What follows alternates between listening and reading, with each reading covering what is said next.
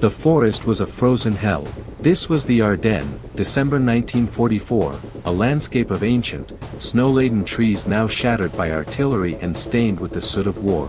For the men of the 28th Infantry Division, the Keystone Division, it was a waking nightmare. They called it the Battle of the Bulge, and in those first, desperate days, the German onslaught was a tidal wave of panzers and panzergrenadiers.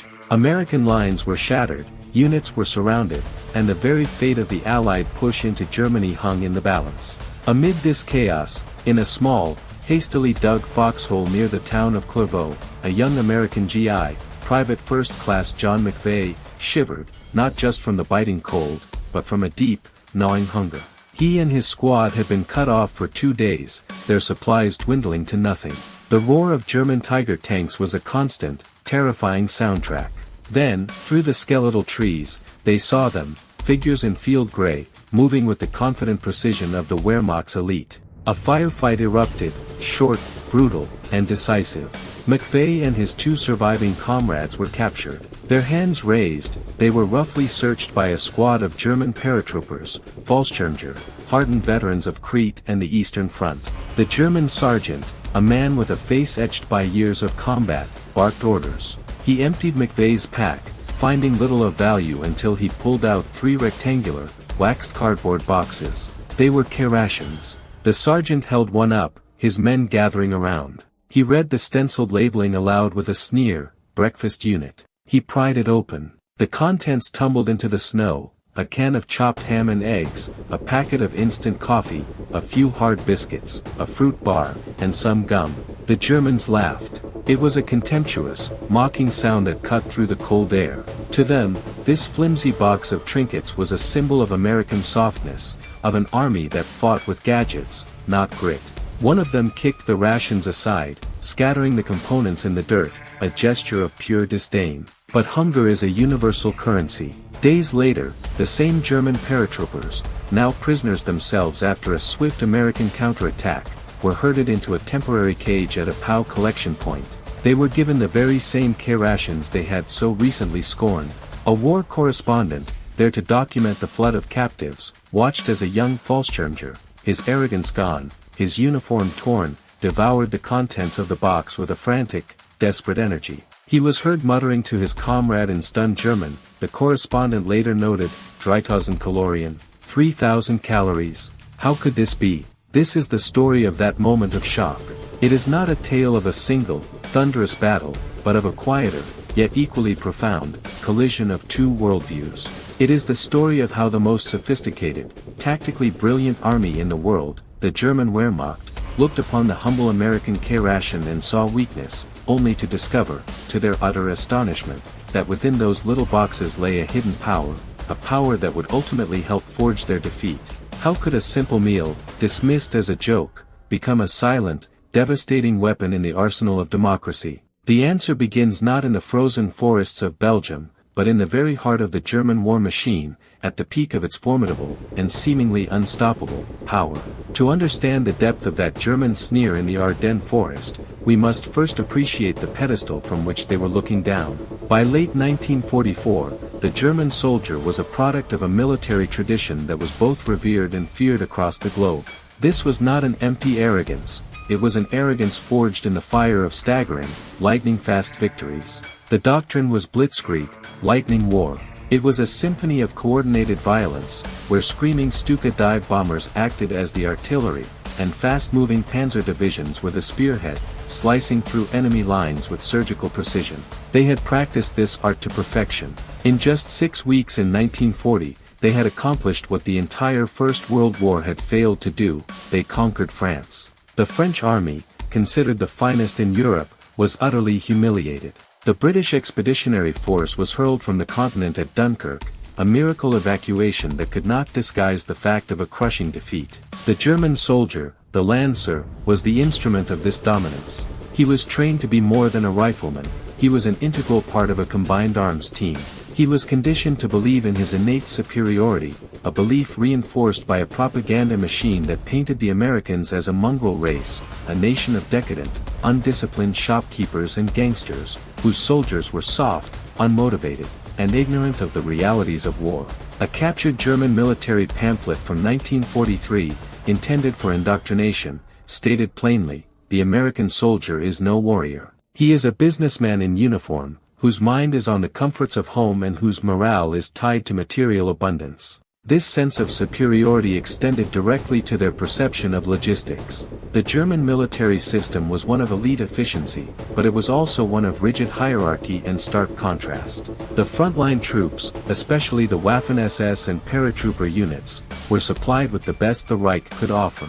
They ate well, when supply lines allowed. Their standard field ration, the Eisenportion or iron ration, was a dense, utilitarian affair built around hard Zwieback crackers, canned meat, and ersatz coffee. It was designed for short, intense campaigns, perfectly suited to the Blitzkrieg model. For longer periods, they relied on the Feldküche, the field kitchen, which produced warm, hearty meals like stews and soups, a practice that fostered unit cohesion and was seen as a mark of a proper, professional army. The officer corps, steeped in the Prussian tradition, viewed the act of eating as a reflection of discipline and order. A hot meal from a field kitchen was a ritual, a small piece of stability in the chaos of war. They looked upon the American individual ration as disorderly. It was a sign of a decentralized, almost chaotic system. Where was the discipline? Where was the communal spirit? To them, the K-ration, with its prepackaged, ready-to-eat components, its inclusion of candy and gum, was not a marvel of logistics. It was a symbol of a coddled, individualistic army that needed treats to keep fighting. It confirmed their every bias. This overconfidence was a blind spot of monumental proportions. They had assessed the American army based on their own cultural and military lens. They saw the K-ration not for what it was, a revolutionary system of sustenance, but for what it represented to them, a lack of seriousness. They were masters of the battlefield, but they failed to understand that the nature of war itself was changing. While the Americans, in their pragmatic, unglamorous way, were inventing the next one. And as the German war machine began to feel the immense strain of a two-front war of attrition, this fundamental miscalculation was about to be exposed in the most brutal way imaginable.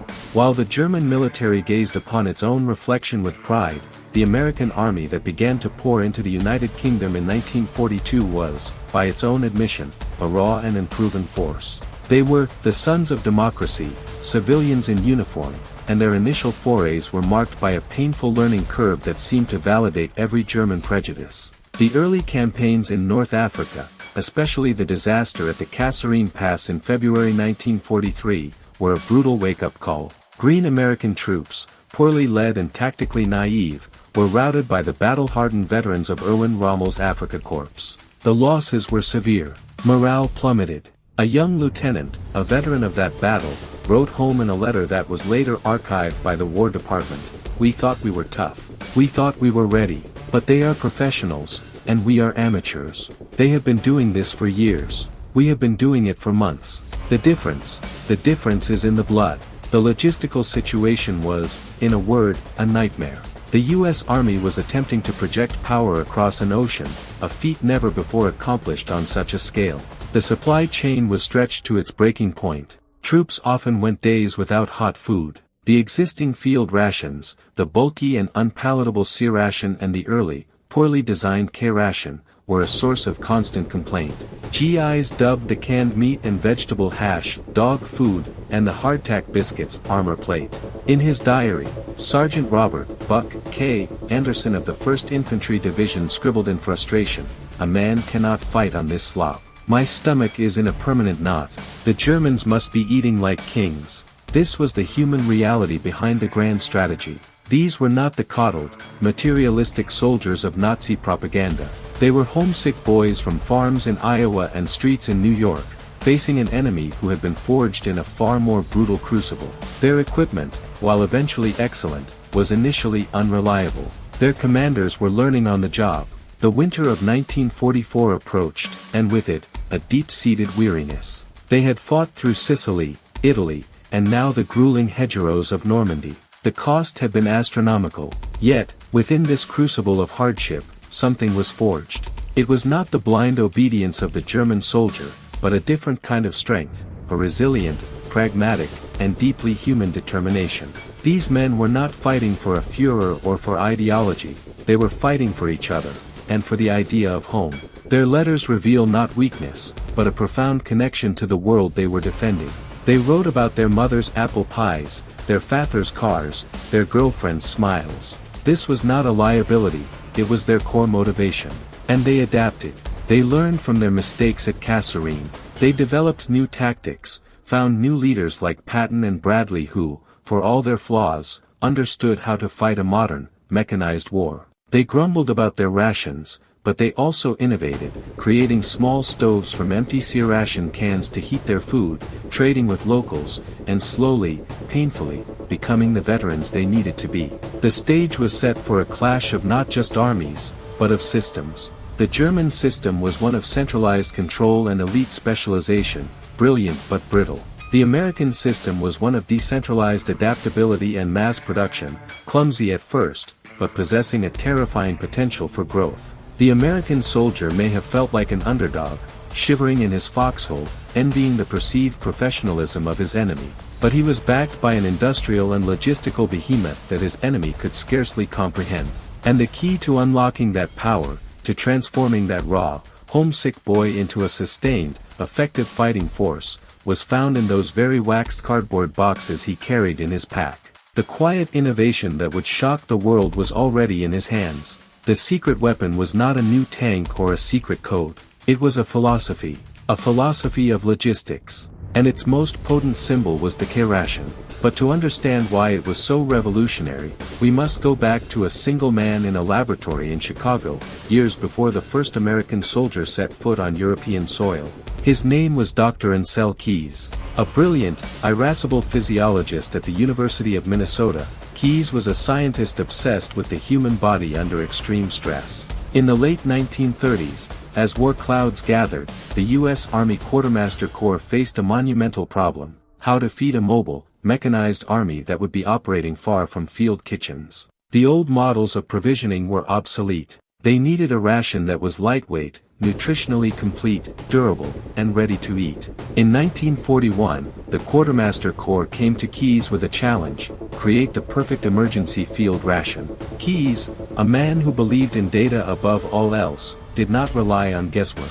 He assembled a team of volunteers, conscientious objectors who served as human guinea pigs, and put them through grueling simulated combat conditions. They marched for miles, performed manual labor, and were fed various experimental food combinations. Keys and his team measured everything: calorie expenditure, vitamin intake, physical performance, and, crucially, palatability.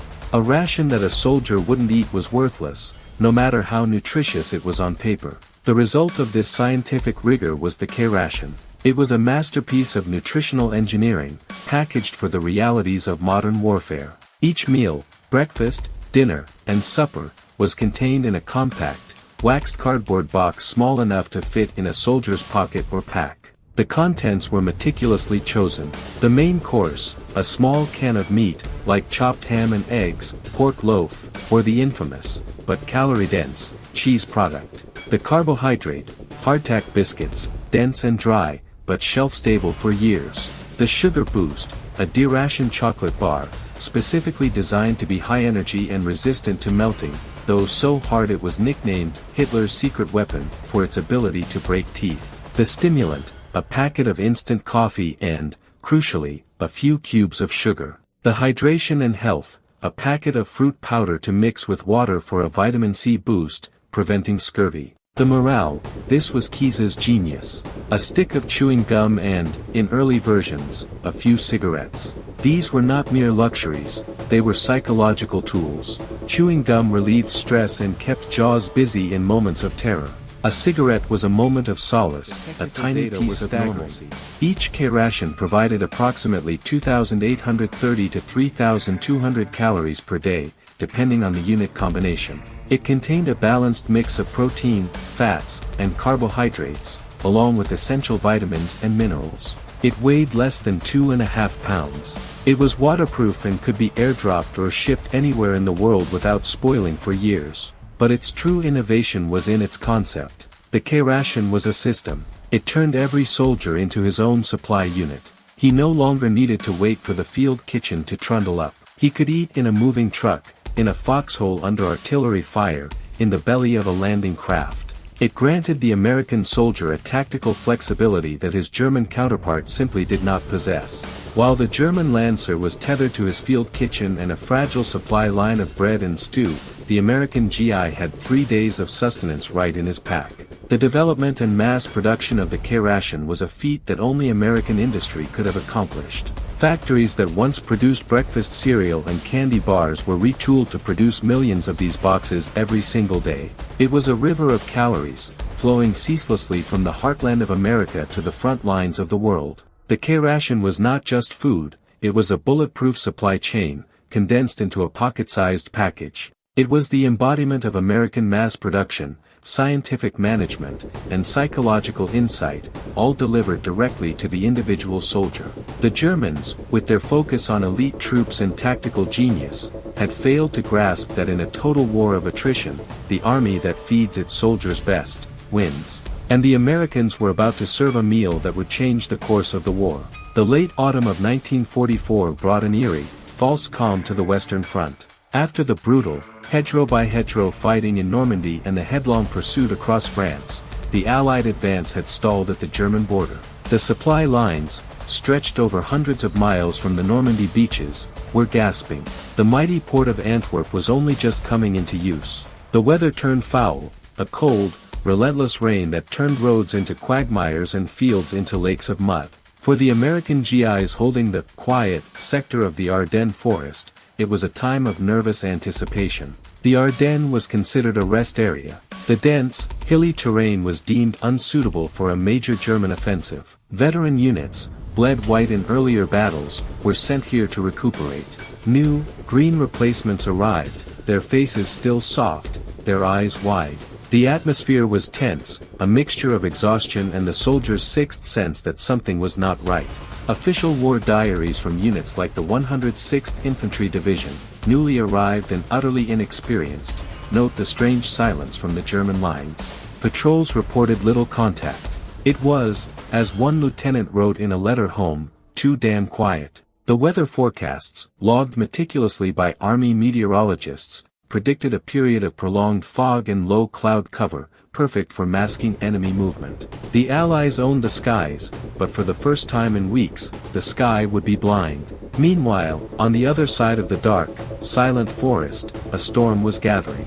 In strictest secrecy, the Germans were amassing the greatest concentration of force seen in the West since 1940. Hundreds of thousands of men, including the best remaining panzer divisions and Volksgrenadier units, were moved into position. Thousands of tanks and assault guns were hidden beneath pine branches. Field Marshal Gerd von Rundstedt's order for Operation Wacht am Rhein was clear and ambitious: strike through the Ardennes, split the British and American armies, and seize the port of Antwerp. It was a colossal gamble, a throw of the dice by a regime staring into the abyss. The German soldier, huddled in his freezing assembly area, was issued his rations for the offensive, the Eisern portion. It was the same dense, utilitarian food he had always known. His commanders assured him that they would smash through the weak American lines and be feasting on captured Allied supplies within days. Their confidence, born of past glories, was absolute. They looked across the mist-shrouded valleys at the soft Americans and saw an easy victory. Back in the American lines, the GIs prepared as best they could. They dug their foxholes deeper, they laid out their ammunition, and they checked their supplies. In the pockets of their field jackets and in the packs at their feet, they had their K-rations. These boxes were their insurance policy. They were a guarantee that, no matter what happened, they would not starve. They might be cold, they might be scared, they might be outgunned, but they would have the energy to fight. On the night of December 15, 1944, a heavy, expectant silence fell over the Ardennes. The fog was so thick a man could barely see 10 feet. The forests were dark and still. In command posts, senior American officers felt a nagging unease, but the intelligence reports remained inconclusive. For the common soldier in his foxhole, it was just another cold, miserable night. He might have opened a K-ration, eaten the fruit bar, chewed the gum, and tried to sleep, unaware that the greatest battle the United States Army would ever fight was now just hours away. The calm was an illusion. The storm was coming. The storm broke at 5:30 a.m. on December 16, 1944. It did not begin with small arms fire, but with the earth-shattering roar of a 2-hour artillery barrage from nearly 2,000 German guns. A wall of fire and steel slammed into the American front lines. It sounded like the world was coming to an end, recalled Corporal James Ryan of the 99th Infantry Division. The trees were just splinters. The ground shook so hard you couldn't stand up. Then, through the fog and the smoke, emerged ghostly figures. The German infantry, supported by the terrifying King Tiger tanks, their massive 88mm guns blasting anything that moved. They hit the American lines with overwhelming force. The green units, like the 106th Division, were shattered. Communications broke down. Isolated platoons and companies fought and died where they stood, buying time with their lives. This was the moment of German triumph. Their plan was working. Their confidence seemed justified. Panzer columns led by battle-hardened commanders like Joachim Paper plunged deep into the American rear, creating a bulge in the Allied lines. The stories of massacre, like at Malmedy, where SS troops murdered dozens of American POWs, spread like wildfire, fueling a mixture of terror and cold rage. Something unexpected began to happen. The American line, though bent and bleeding, did not break completely. At critical crossroads like St. Vith, held tenaciously by the 7th Armored Division, and the tiny village of Bastogne, defended by the 101st Airborne Division and elements of the 10th Armored, the advance slowed to a bloody crawl. The Germans, who had planned for a lightning victory, found themselves bogged down in a brutal, house-to-house, forest-to-forest fight. And this is where the K-ration, that object of their earlier scorn, began to assert its silent, relentless influence. The American soldier, cut off from his field kitchen, surrounded and outnumbered, could still fight. He could stay in his foxhole for days, living on the contents of his pack. He didn't need a hot meal to sustain him. The 3,200 calories of ready energy kept his body going. The instant coffee, mixed with cold water from his canteen, provided a jolt of caffeine and a moment of warming normalcy. The sugar cubes gave him a quick burst of energy for assaulting a position or dragging a wounded comrade to safety. Contrast this with the German reality. Their blitzkrieg plan had depended on speed. Their supply lines, fragile and stretched, could not keep up with the advancing spearheads. The field kitchens were left far behind in the mud. The individual soldier's iron ration was soon exhausted. The promise of feasting on captured American supplies proved hollow at Bastogne and St. Vith, where the defenders refused to yield. A captured German officer's after-action report, later analyzed by Allied intelligence, noted with frustration, the enemy's ability to sustain himself without central supply points significantly prolonged his resistance. Our own troops, without hot food and with insufficient individual rations, began to suffer from fatigue and hunger within 48 hours. The battle became a test of endurance. At Bastogne, when the German commander demanded the surrender of the 101st Airborne, Brigadier General Anthony McAuliffe gave his legendary, one-word reply, "Nuts." That defiance was powered by more than just courage. It was powered by the fact that his men, though surrounded, cold, and running low on ammunition, were still being supplied from the air with K-rations. C-47 cargo planes, braving horrific flak, dropped pallets of supplies into the besieged perimeter. The defenders of Bastogne were eating, and therefore, they were fighting. Meanwhile, the German spearheads, like Paper's Kampfgruppe, were running on empty. Their tanks were low on fuel, scavenged from captured dumps. Their men were low on food, their morale plummeting as the cold and hunger set in. The American resistance, which they had expected to crumble, was hardening into steel. The weather began to clear, and with it came the awesome power of the Allied air forces. P-47 Thunderbolts roamed the skies, hunting tanks and trucks, strangling the already tenuous German supply lines. The battle turned.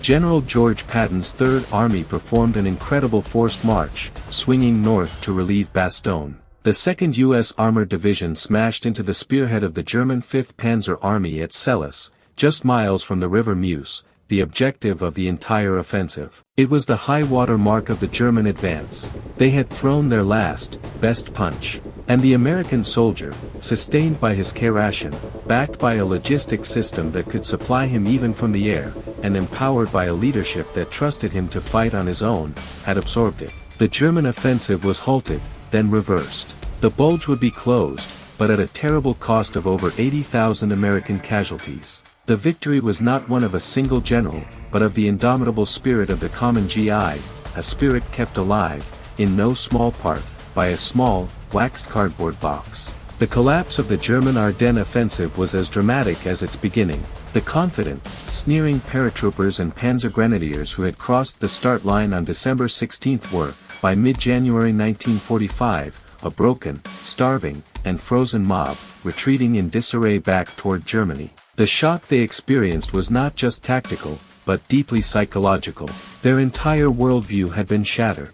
Interrogation reports of captured German officers from this period, housed in the National Archives, reveal a consistent theme of stunned disbelief. They could not comprehend how the Americans had recovered so quickly. They marveled at the sheer volume of artillery fire the Americans could bring to bear. They were terrified of the J-bows, the fighter bombers, that owned the sky. But it was the logistical endurance of the American soldier that truly baffled them. One captured major from the 26th Volksgrenadier Division, interrogated on January 18, 1945, stated, "Your soldier is like a machine. He does not need hot food. He does not need to be led. He fights from his hole with a persistence I have not seen. We were told you were soft." This was a lie. Another, a lieutenant from the 1st SS Panzer Division, admitted with a mixture of contempt and awe, "Your men fight for their rations. They are like pack animals, carrying their food with them. It is efficient." For the common German soldier, the shock was more immediate and visceral. As they retreated, they often overran abandoned American positions. And what they found there became a prize more valuable than any medal, the discarded K-rations. A German private's diary, captured near Huffeleis, contains this poignant entry from January 12, "Hunger. The cold is inside my bones. We found an American position they had left in a hurry. There were these small boxes. We fought over them like animals. Inside was a can of meat, biscuits, and real coffee. And candy. The Americans have candy in their rations. I ate it all. For the first time in a week, my stomach is full. This is how they fight. This is why they win." The initial contempt had curdled into a desperate, humiliating dependency. The very symbol of American softness had become their salvation. They discovered that the K-ration was not a joke, it was a miracle of sustenance. The 3,200 calories were not an exaggeration. The chocolate bar was not a luxury, it was a compact burst of energy and morale. The chewing gum was not a childish treat, it was a way to stave off thirst and fear. This realization was a microcosm of the larger strategic disaster that had befallen Germany. They had bet everything on a short, decisive war of maneuver, a reprise of their earlier glories. They had underestimated the industrial and logistical capacity of the United States. They had failed to understand that America could produce not only vast quantities of tanks and planes, but also vast quantities of canned ham, biscuits, and instant coffee, and deliver it directly to the frontline soldier, making him a self-sufficient, sustained fight. Was more than just a military defeat. It was the final, shattering of the myth of German invincibility and the Wehrmacht's institutional arrogance. As they streamed back into the Reich, pursued relentlessly by an enemy they could no longer comprehend, they carried with them the bitter knowledge that they had been defeated not just by courage and firepower, but by a system. A system so powerful and so efficient that it could package its superiority in a small box and hand it out to every single one of its soldiers. The war was not over, but the outcome was now inevitable. The shock of the K-ration was the shock of final, total defeat. The Battle of the Bulge was the bloodiest single battle ever fought by the United States Army. Its strategic aftermath, however, sealed the fate of Nazi Germany. The failure of the offensive bled the Wehrmacht white. An estimated 100,000 German casualties were sustained, along with the loss of nearly all their remaining tanks, aircraft, and heavy equipment committed to the attack. The last of the German strategic reserve was gone. The road to the Rhine, and the heart of Germany itself, was now wide open. For the Allies, the victory, though costly, was one of immense political and strategic significance. It cemented that a special relationship between the US and Britain, as British forces under Field Marshal Montgomery had played a crucial role in shoring up the northern shoulder of the Bulge. It proved the mettle of the American High Command. Eisenhower's steady hand and Patton's audacious counterthrust became the stuff of legend. The American soldier, once considered green and unreliable, was now universally acknowledged as the equal of any fighting man in the world. The political repercussions within Germany were severe. Adolf Hitler, who had personally conceived and driven the Ardennes offensive, retreated further into a world of delusion, blaming his generals for the failure. The trust between the Führer and his military command, already frayed, was shattered beyond repair. The failed gamble accelerated the internal collapse of the Nazi regime. In the West, the swift Allied advance that followed the Bulge meant that vast tracts of Germany, and the concentration camps within them, would be liberated by American and British forces, exposing the full horror of the Holocaust to the world. The press on the home front, which had been gripped by panic during the initial German breakthrough, now celebrated the victory as a testament to American resilience. A New York Times headline from late January 1945 proclaimed, "G.I. Joe proves his mettle in snow and blood of Ardennes." The story went on to describe the tenacity of the American soldier, noting, "He fought on when surrounded, he fought on when cold, and he fought on with a full stomach, thanks to the marvels of American production that kept him fed even from the air." This was a key takeaway for military planners. The K-ration and the larger logistical system it represented were no longer just tools of war, they were recognized as fundamental components of victory. Intelligence summaries from the Supreme Headquarters Allied Expeditionary Force, SHAF, specifically analyzed the role of logistics in the battle. One report concluded, "The enemy's reliance on a centralized supply system for sustenance proved to be a critical vulnerability once his advance was halted. Our own system of individual, pre-packaged rations provided a flexibility and endurance that was decisive in several key defensive actions, notably at Bastogne and Saint-Vith. The world had seen a new kind of power in action. It was not the charismatic, top-down power of a dictator, but the distributed, resilient power of a democracy, the power to equip every single citizen soldier with the means to sustain himself and fight effectively, independent of a fragile chain of command." The humble K-ration was a symbol of this power. It demonstrated that in modern warfare, the nation that could best feed its troops, could best fuel its troops, and could best inform its troops, would ultimately triumph. The lessons learned in the snows of the Ardennes would go on to shape military doctrine for the rest of the century and beyond. The legacy of the K-ration and the logistical revolution it symbolized extends far beyond the shattered forests of the Ardennes. It fundamentally changed the way armies would fight and be supplied for the rest of the 20th century and into the 21st. Militarily, the K-ration was the direct ancestor of every modern field ration used by the U.S. military and its allies. The meal, ready to eat, or MRE, introduced in the 1980s, is the K-ration's spiritual and technological successor. It incorporates all the lessons learned by Dr. Ansel Keys and the Quartermaster Corps: high caloric density, nutritional balance, durability, and, just as importantly, palatability. The flameless ration heater included in modern MREs is a direct answer to the GI's desire for a hot meal, a lesson learned from watching German field kitchens. As Dr. John D. Prentice, a military historian at the West Point Museum, notes in his analysis, the K-ration was the big bang of modern military logistics. It established the principle of the soldier as an independent, sustained node on the battlefield, and every ration since has been an evolution of that core idea. The story of the German POWs shock is not just an anecdote, it is a case study taught in war colleges and business schools alike. It is a lesson in the danger of cultural arrogance and the failure to accurately assess an opponent's capabilities. The Germans made a classic intelligence error. They assessed the U.S. Army through the lens of their own values and dismissed what they did not understand.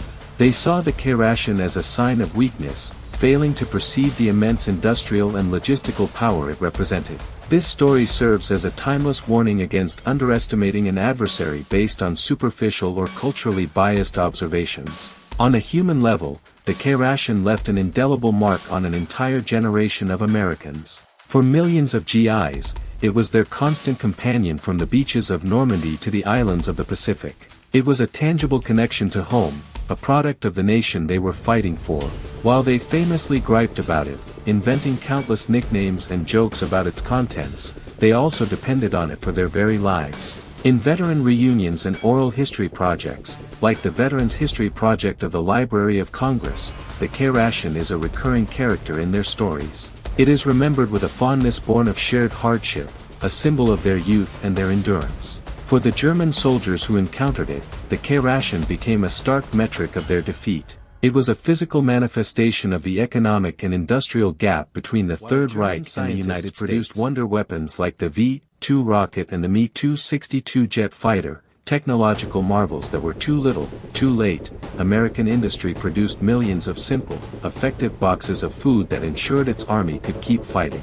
The war was won not by a single, brilliant weapon, but by the overwhelming, relentless output of a free society, delivered one soldier at a time. Today, the K-ration is a cherished artifact. Examples are preserved in museums worldwide, from the National World War II Museum in New Orleans to the Imperial War Museum in London. They are studied by historians and displayed as icons of a bygone era, but they are more than just relics. They are a testament to the power of applied science, of industrial might, and of a simple, profound understanding of the human factor in war. The legacy of the K-ration is the legacy of the citizen soldier, empowered and sustained by the nation he served. It reminds us that the path to victory is not always paved with technological marvels, but sometimes with the most basic of necessities, perfectly engineered and delivered with unwavering commitment. The story that began with a German soldier's contemptuous sneer in a snowy forest ends with a profound lesson about the true nature of power. The Second World War was a conflict of ideologies, of armies, and of nations. But at its core, it was a contest of systems. And the system that proved superior was not the one with the most brilliant tacticians or the most fearsome ideology, but the one that could most effectively support the individual human being doing the fighting. The K-ration was more than just food. It was a compact embodiment of American democracy itself. It was pragmatic, not dogmatic. It was decentralized, placing power and sustenance in the hands of the individual. It was the product of scientific inquiry and mass production, of a society that valued solving practical problems. It represented a nation that, for all its flaws, was willing to invest its wealth and brainpower into the well-being of its citizens, even, and especially, when they were citizen soldiers shivering in a foxhole. The German military, for all its discipline and prowess, was a manifestation of a top-down, authoritarian state. Its system was rigid, and when its central planning failed, its soldiers starved. The American system was flexible, resilient, and built on a foundation of trust in the individual. The K-ration was the ultimate expression of that trust. It said to the GI, "Wherever you are, whatever happens, we will ensure you have the strength to fight on." The words of General Dwight D. Eisenhower, Supreme Commander of the Allied Expeditionary Force, ring true in this context. In a reflection on the war, he said, "The sinews of war are infinite money." But he knew that money alone did not win wars. It was what that money could produce and deliver. It was the thousands of cargo ships, the mountains of supplies, and the millions of little cardboard boxes that carried the hopes of a nation to its soldiers at the front. As we look back on that moment of shock and realization in the bitter winter of 1944, we are reminded that the greatest advantages in any great struggle are often the most humble, the most overlooked. The German paratrooper saw a box of biscuits and candy. What he failed to see was the ingenuity, the industry, and the profound commitment to the individual that it represented. He saw a lunchbox, but he was holding a key to his own defeat. So the next time you see a simple, utilitarian object, remember the K-ration. Remember that true strength is not always in the loudest roar or the most fearsome appearance. Sometimes, it is found in the quiet, relentless power of a simple meal, delivered against all odds, that gives a soldier the strength to stand his ground, to defend his friends, and to ultimately, change the course of history. The echo of that cardboard box, opened in the silence of a besieged foxhole, can still be heard today, a timeless testament to the power of sustenance, both for the body and for the cause of freedom.